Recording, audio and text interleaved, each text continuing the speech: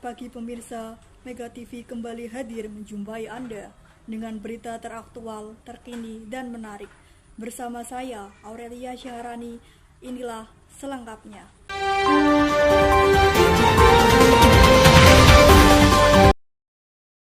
Berita yang pertama datang dari Pasar Comal. Tumpukan sampah yang menggunung di Pasar Comal pada tanggal Senin 7 April 2025 siang hari semakin meresahkan para pedagang dan pengunjung pasar.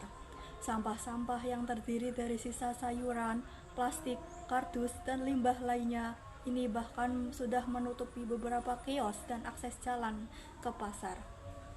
Pantauan di lokasi menunjukkan bahwa sampah-sampah tersebut dibiarkan menumpuk selama beberapa hari tanpa adanya pengangkutan dari petugas kebersihan. Akibatnya bau menyengat menyelimuti area pasar dan mengganggu aktivitas jual beli. Selain mengganggu kenyamanan, kondisi ini juga dikhawatirkan dapat memicu penyebaran penyakit. Beberapa warga bahkan mengeluhkan munculnya lalat dan serangga di sekitar lokasi pasar. Pihak pengelola pasar mengaku sudah melaporkan kondisi ini kepada Dinas Lingkungan Hidup Kabupaten Pemalang. Namun, hingga berita ini diturunkan, belum ada tindakan konkret yang dilakukan untuk menangani permasalahan sampah tersebut. Warga berharap pemerintah daerah segera menangani permasalahan tersebut, agar permasalahan tersebut tidak terulang terus-menerus. Berita selanjutnya datang dari Desa Sidorejo. Modus penipuan yang mengatasnamakan petugas bantuan langsung tunai atau BLT kembali terjadi. Para pelaku berpura-pura sebagai petugas resmi yang bertugas menyalurkan bantuan kepada masyarakat kurang mampu. Mereka kemudian meminta sejumlah uang atau data pribadi korban dengan alasan administrasi pencairan bantuan. Kasus terjadi di Sidorejo pada tanggal 2 Maret 2025 siang hari, di mana beberapa warga mengaku didatangi oleh orang tak dikenal yang mengaku sebagai petugas BLT.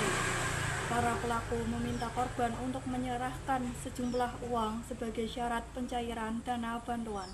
Tak hanya itu, mereka juga meminta kartu identitas dan informasi pribadi lainnya. Salah satu korban yang berinisial D mengaku tertipu oleh modus ini. Mereka datang dengan memakai atribut seperti petugas resmi dan membawa dokumen yang tampak meyakinkan. Untungnya, saya curiga dan segera menghubungi pihak desa untuk memastikan ungkapnya. Pemerintah dan aparat berjanji akan menindak tegas penipuan yang meresahkan warga ini. Berita selanjutnya datang dari Pasar Comal. Menjelang Hari Raya Idul Fitri, Pasar Comal dipadati pembeli yang berburu berbagai kebutuhan lebaran. Salah satu yang menjadi primadona tahun ini adalah kue apem. Kue tradisional berbahan dasar tepung beras dan gula merah ini laris manis diburu warga sebagai oleh-oleh khas lebaran. Salah satu penjual apem, Bu Marni, mengaku omset penjualannya meningkat drastis sejak awal pekan ini. Dalam sehari, ia bisa menjual lebih dari 500 potong apem. Kalau hari biasa paling 100-200 potong. Tapi kalau sudah dekat lebaran begini bisa sampai 3 kali lipat. Banyak yang beli buat oleh-oleh ke kampung atau disuguhkan ke tamu, ujar Bu Marni sambil melayani pembeli. Apem buatan Bu Marni dikenal empuk dan manis legit dengan aroma khas daun pandan yang menggugah selera. Ia menggunakan resep warisan keluarganya yang sudah dijajakan di Pasar Comal sejak puluhan tahun lalu. Pasar Comal pun diprediksi akan terus ramai hingga menjelang takbiran, dengan peningkatan transaksi yang signifikan pada pedagang kue dan sembako. Pemirsa, informasi tadi sekaligus mengakhiri perjumpaan kita pada hari ini. Saya, Aurelia Syahrani, pamit undur diri. Selamat pagi dan sampai jumpa.